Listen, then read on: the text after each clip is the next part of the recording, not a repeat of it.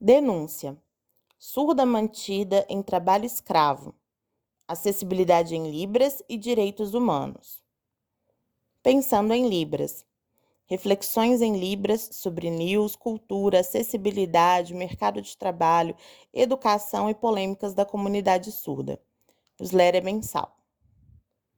Chocou a maioria a notícia de que uma mulher surda, Sônia Maria de Jesus, negra de 50 anos, até este mês foi vítima de trabalho escravo na casa do desembargador Jorge Luiz Borba, do TJSC.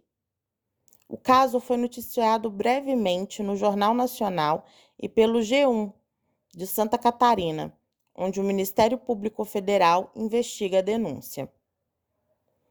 O desembargador e a esposa estariam mantendo há pelo menos 20 anos uma pessoa que realiza tarefas domésticas diversas, mas não possui registro em carteira de trabalho e não recebe salário ou quaisquer vantagens trabalhistas, segundo o G1 de Santa Catarina. Se você ainda não viu essas notícias, pode conferir os links de referência ao longo do texto. Mas o objetivo de ter escolhido fazer um artigo sobre o assunto é que a necessidade de aprofundarmos mais sobre o contexto social que invisibiliza tantos casos semelhantes se faz cada vez mais urgente. Como tradutora, intérprete e guia-intérprete de Libras português há mais de 14 anos, convivo com a violência contra pessoas surdas e surdo-cegas o suficiente para saber que o horror é bem mais comum e frequente do que o que chega à imprensa. As pessoas surdas e surdo-cegas do Brasil vivem uma realidade de múltiplas opressões e discriminações que são interseccionadas com outras graves vulnerabilidades sociais, aumentando a gravidade e urgência de que a população em geral destape os olhos e faça algo para assegurar os direitos humanos desses sujeitos. Por isso, te convido a tirar alguns minutos para pensar sobre isso nesse artigo. Bora lá?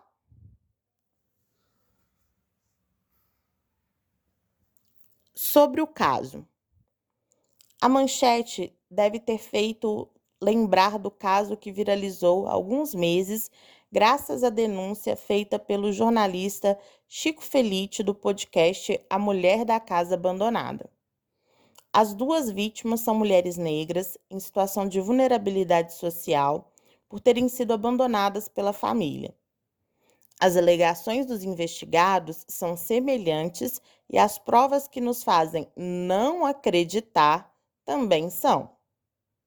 O Ministério Público do Trabalho segue o mesmo raciocínio, tanto que declarou: apesar da alegação dos investigados de que Sônia era tratada como se fosse da família, ela nunca teve instrução formal, não aprendeu a ler e escrever e não foi nem mesmo alfabetizada na língua brasileira de sinais, Libras, o que lhe retirou toda a possibilidade de autonomia e de desenvolver seus potenciais. Comunicava-se precariamente, por meio de gestos simples, só entendidos por quem convivia com ela dentro da residência, e não possuía convívio social fora do ambiente dessa família.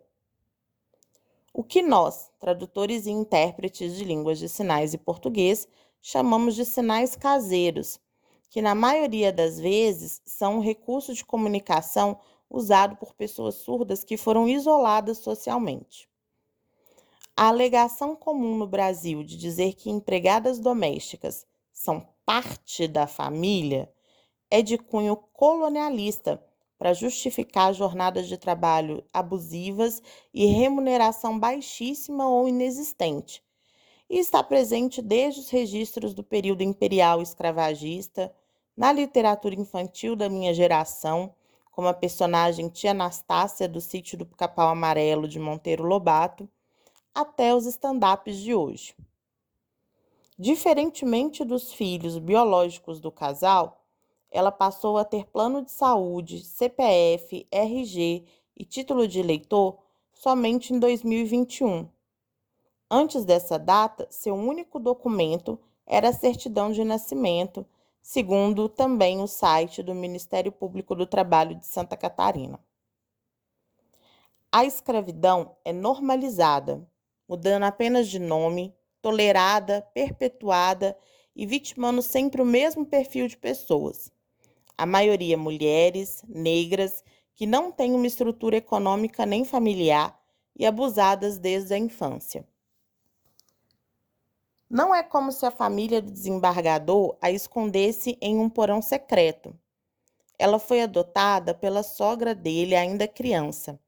Trabalhava também desde a infância e foi levada pela esposa do juiz para sua casa, onde os funcionários que trabalhavam lá, todos os familiares e amigos que frequentavam a residência, tanto sabiam que foram intimados como testemunhas. 20 anos é muito tempo. Então, por que ninguém denunciou antes? Por que ninguém se chocou e fez algo sobre? Pano de fundo.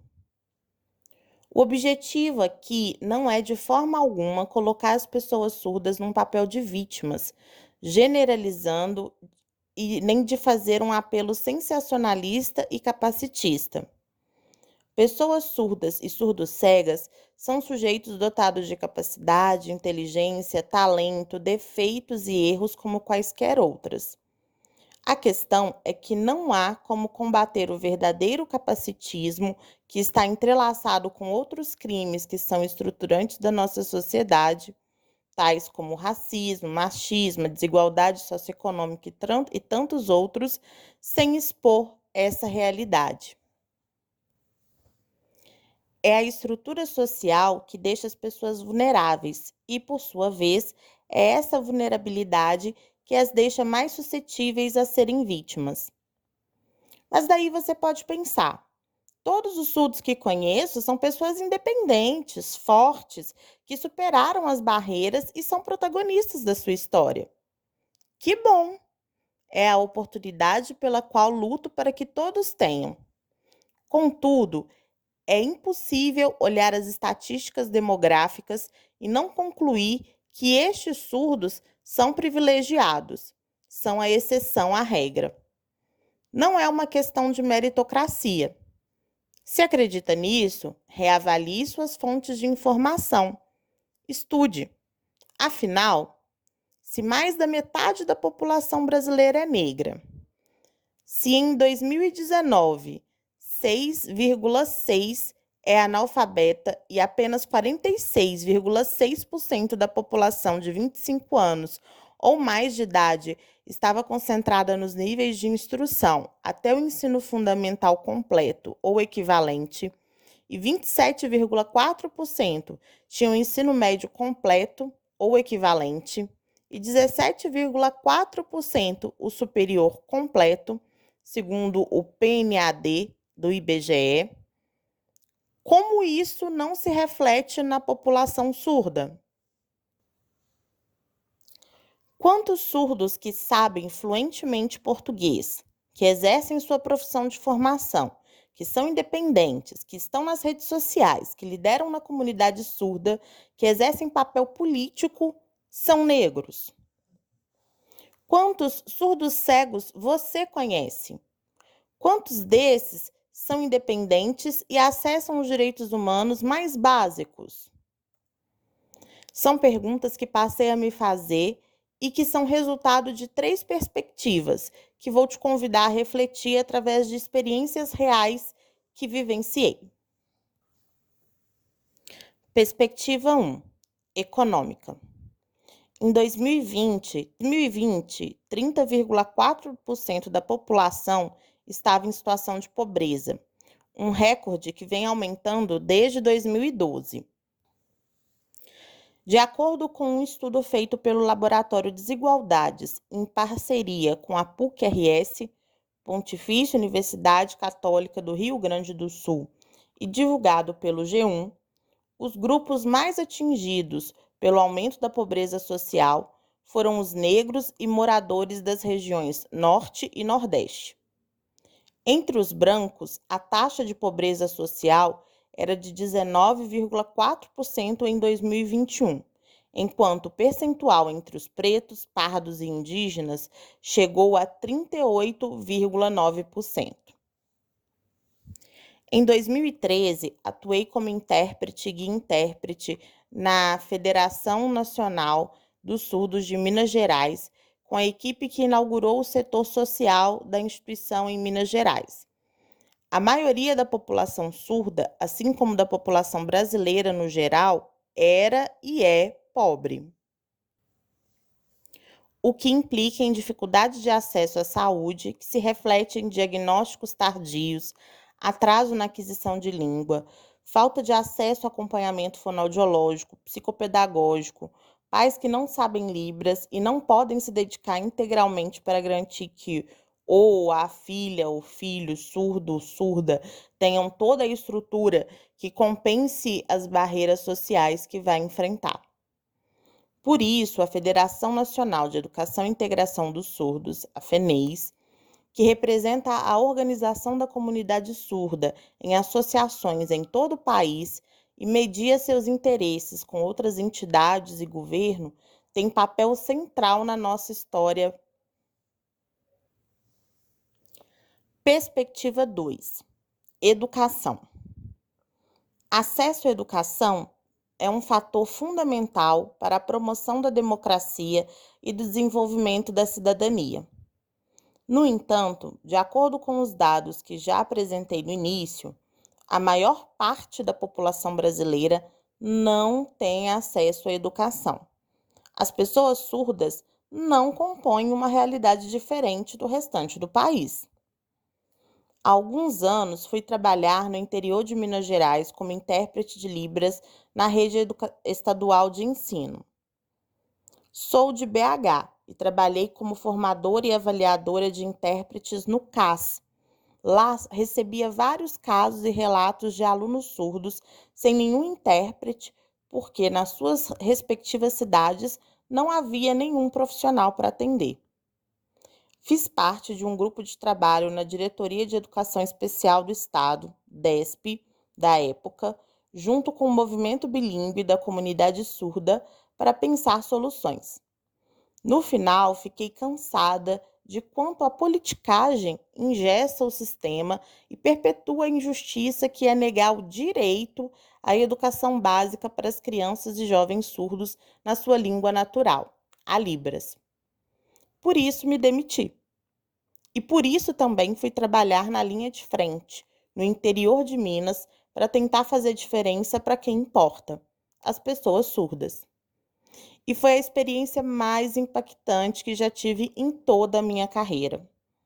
Resumindo, peguei uma designação para ser intérprete de Libras de uma aluna surda do primeiro ano do ensino médio e com professores, diretor e comunidade escolar construímos juntas algo incrível em 3 anos.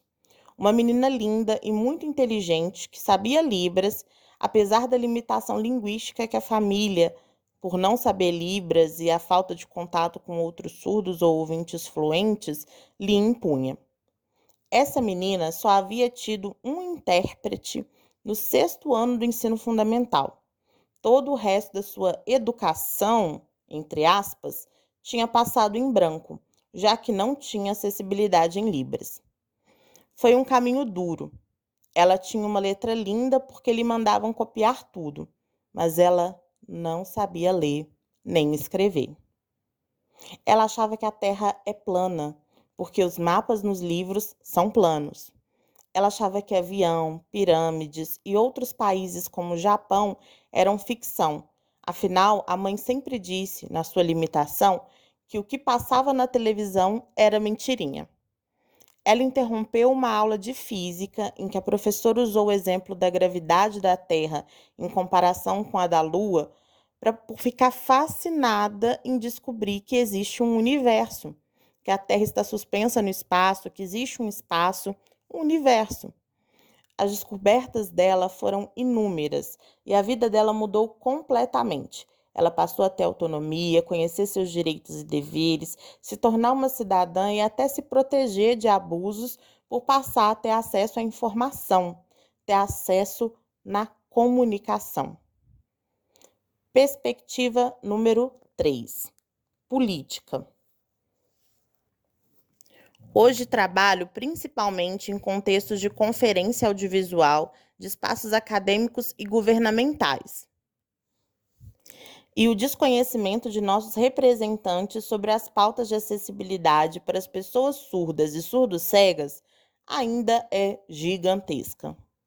Interpreto quase que diariamente discursos que refletem o racismo, o capacitismo e o desprezo ou falta de sensibilidade à pobreza.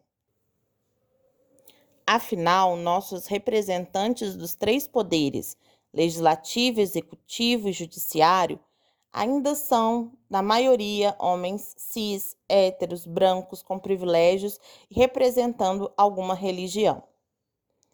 Então, será que é de surpreender que a opressão está sendo perpetuada e que, em pleno 2023, ainda passam desconhecidos os múltiplos casos de violência contra a mulher surda, racismo contra as pessoas surdas, escravidão ou serviços análogos à escravidão, cárcere privado, violência doméstica, violação dos direitos da criança e do adolescente surdos e surdos-cegos, falta de acesso à educação pública e privada, falta de acesso à saúde pública e privada, falta de acesso a trabalho e renda, pobreza, falta de autonomia, impossibilidade de exercer sua cidadania, falta de acesso ao sistema de justiça, falta de acesso à informação e comunicação, na TV, internet, redes sociais, etc.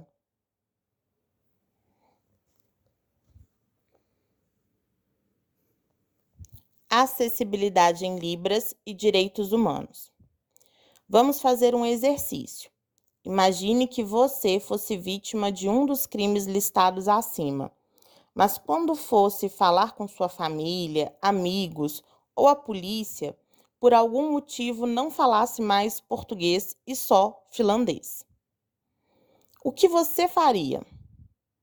Você não tem dinheiro, ninguém lhe compreende e você não compreende ninguém. O problema é você ou a barreira de comunicação que te impede de acessar seus direitos, de usar suas habilidades, de encontrar uma solução e sair dessa posição? As pessoas surdas são tão brasileiras, cidadãs, sujeitos de habilidades e potencial para contribuir com a sociedade quanto qualquer ouvinte. Feliz aquela que tem o privilégio socioeconômico de dominar o português, que não é sua língua natural. Mas quando todos os outros surdos que não têm esse privilégio, feliz aquela pessoa surda que tem o privilégio socioeconômico de dominar o português, que não é sua língua natural.